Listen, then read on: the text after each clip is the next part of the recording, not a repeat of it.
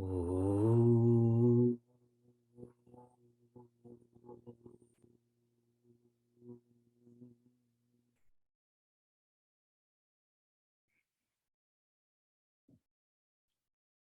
Ooh.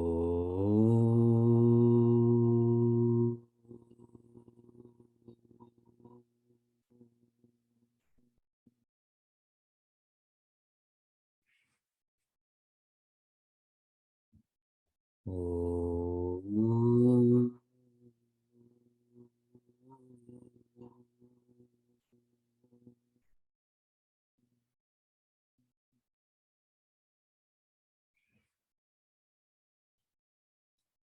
Welcome to Meaningful Mornings. Being involved in many directions is demanding. However, there is a positive to this because through these many directions and many demands, there's a lot of completion too. With that comes a sense of celebration. In this past week, Peloton told me that I've engaged in 100 bike rides. Twitter told me that I've been using Twitter for 12 years. Vedanta and Bhagavata is about to experience 100 classes. Meaningful Mornings, we've completed 500 mornings together. We begin this month, we begin this week, we begin this day, we begin this hour. Just go with the poetry. With all of you remembering all that you've completed over the past 18 months. Close your eyes, reflect on all that you've completed, and feel complete.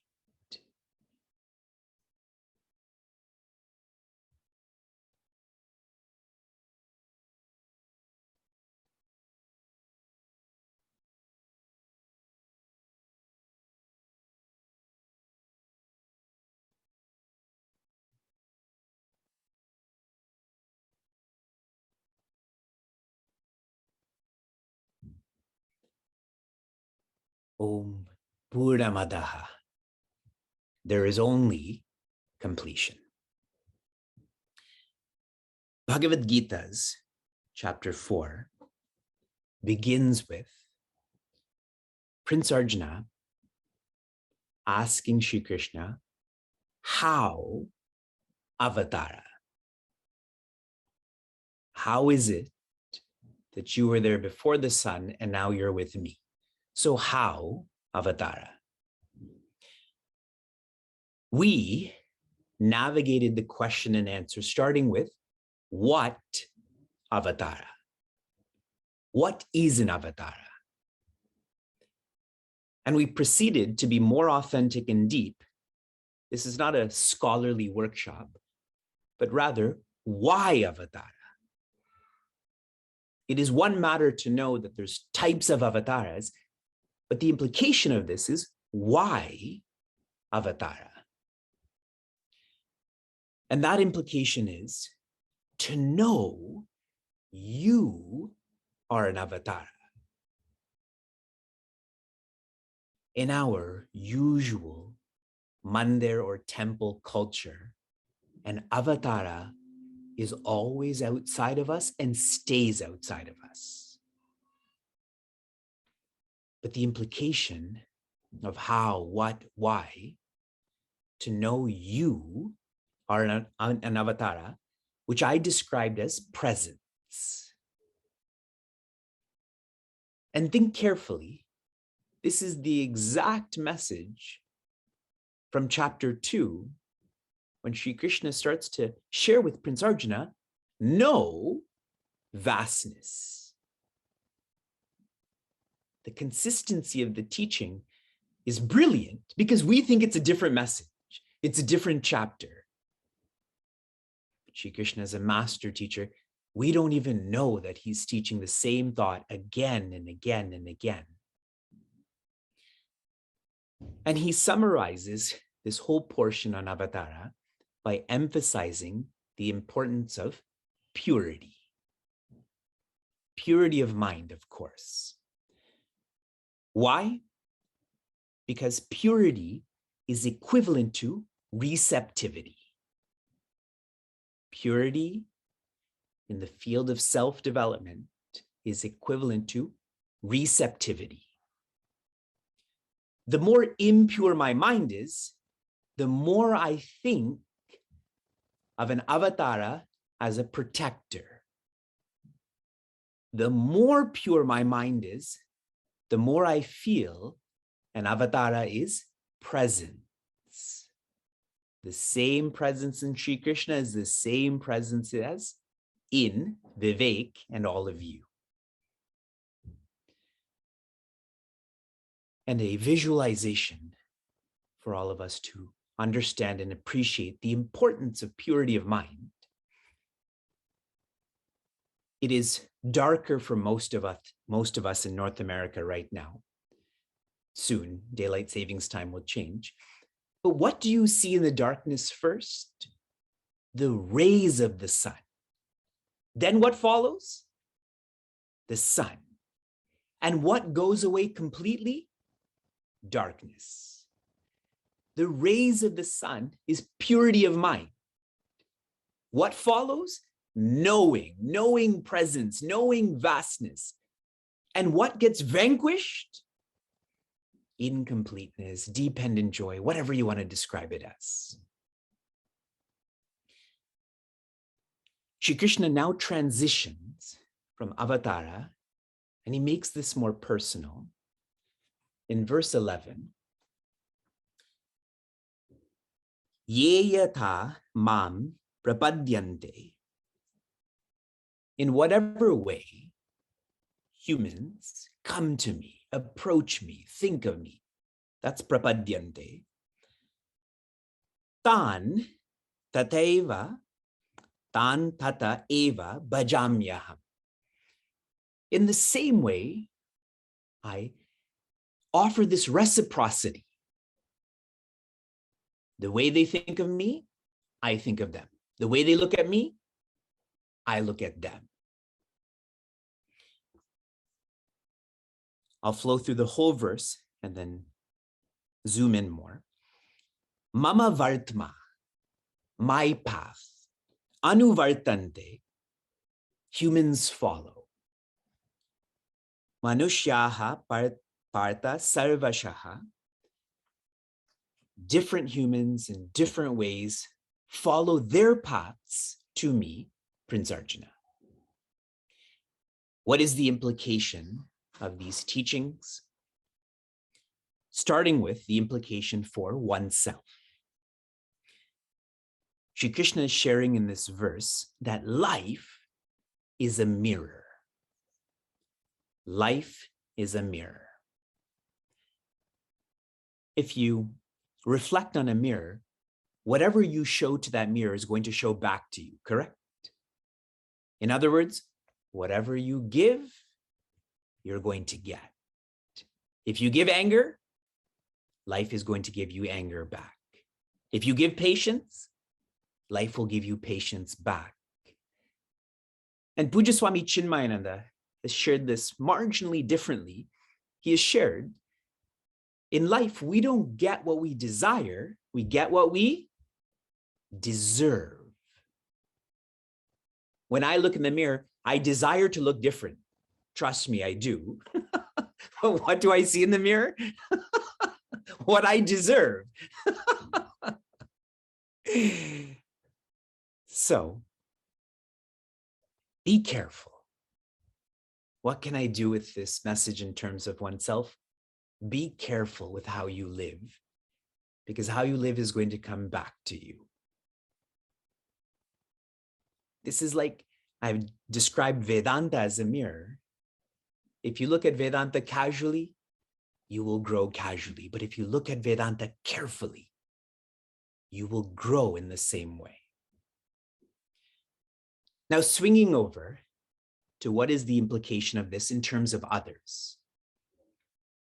Myself, I've analyzed that, now others. We are all on the same team. Every one of us is on the same team. In religious circles, we say we're on the same part of the same family. Here I'm saying the same team. The most universal need of every being, particularly humans, is to be happy. Not dependently happy, but independently happy. Everyone wants to, needs to be independently happy. And Sri Krishna, in chapter 7, will share that there's four types of bhaktas. 4 types of bhaktas. Some of you know about this already. The immature bhakta approaches the original parent or life to come out of misery. The mature searcher, first, immature searcher. Second, the mature searcher approaches life to come into prosperity. Just think about this. Chapter 7 is a long time from now. The immature seeker, they are ones who want to know vastness, presence. The mature seeker doesn't want to know this, but does know this, knows vastness, presence. The point I'm trying to make is that everybody wants to be happy. Something coming out of misery is happiness. Something coming into prosperity is happiness. Something just knowing about happiness is happiness. Something being happiness is happiness. But all need happiness. So what to do with others? Accept them. They're trying to be happy. You're trying to be happy. Be more accepting. Yesterday, I started playing in an indoor soccer league. And at one point, our goalie, he had kicked the ball out, but maybe he wasn't paying too much attention. So the opposing team, she blocked the ball and scored on our net. And that wasn't supposed to happen. And my mind came to this verse. He's still on our team, but it's like he scored on his own net. But that's not his intention, correct? But it happened. Many around us, they're trying to be happy, but they don't know how to. So instead of judging them and rejecting them, accept them. Sri Krishna continues with this transition because tomorrow he'll start to speak about why people are the way they are. But this is a powerful, harsh verse and accurate. Please reflect on this verse, verse 12. Kangshanta karmanam siddhim yajanta iha devataha kshipram hi manushe loke siddhir bhavati karmaja. The preface to this verse is, why don't people feel what an avatar is? Why don't they feel their own presence? Kangshantaha means they long or desire. Karmanam siddhim, happiness or completion from actions. So how do they live? Yajanta iha devataha. They go about their lives worshiping the devas, loving the devas, living for the devas. Expanding upon this, when one forgets their nature, wherever there's a forgetting, automatically what comes with that? A projecting. Please connect those two words. If there's a vidya, there's going to be vikshepa. If I forget how to be happy, I'm going to project outwardly how to be happy. Then how do I live my life? By perception. Here, you're all thinking devas, as in these semi-gods like Indra and Vayu. Point to me who your devas are. The sense organs. A deva is that which lights up. What lights up Zoom for me? My eyes. What lights up an apple for me? My tongue. The typical person forgot who they are, so they project happiness is outside. So what do? They try to perceive more and more and more. Kshipram, which means quickly. Hi manushe loke. In this world, such perception and the projected satisfaction, how does it happen? Fast. Just think of if you're frustrated and someone gives you a bowl of your favorite ice cream. Immediately, temporarily, that frustration is forgotten, correct? Until you look in the mirror like I do, and you get what you deserve, not what you desire. Siddhir bhavati karmaja. They try to find completion through action and what comes from action, which is results. This is anti the message of chapter 2 and 3, correct? Here is the reflective thought for you leading into me sharing more tomorrow. Tell me in the chat, what is the Sanskrit word? What is the Sanskrit word for animal? What is a Sanskrit word for animal? Mriga is good, but the one I'm focusing on is pashu. Pashu comes from the base pashyati. Pashyati does mean seeing, but more fully, it means perceiving. How does an animal live their life? By perception. What are we supposed to be? Humans who live by vision. Know vastness, know presence. Please be ready tomorrow. I am going to review this again and move into Varna, a very, very, very important and confusing aspect of our lives. To application, a application of yours recently was for you to reflect on this verse and how this can help humanity. My observation is this verse teaches me to have higher expectations of myself and lower expectations of you. This verse teaches us to be apolitical. I find politics is based on having higher expectations of you and lower expectations of myself. This reverses that. Yesterday, we had a celebration for Meaningful Mornings, and I read all of the lovely sentiments you shared on Facebook and through Zoom. Here is your application for this morning. Please interpret this productively. I want you to feel that you are an animal. Feel that you're an animal. I'm saying this with a smile, okay? I'm not angry right now. I am, but not right now. Feel that you are an animal. Shanti, shanti, shantihi. Be safe, be sound, be serene, be happiness.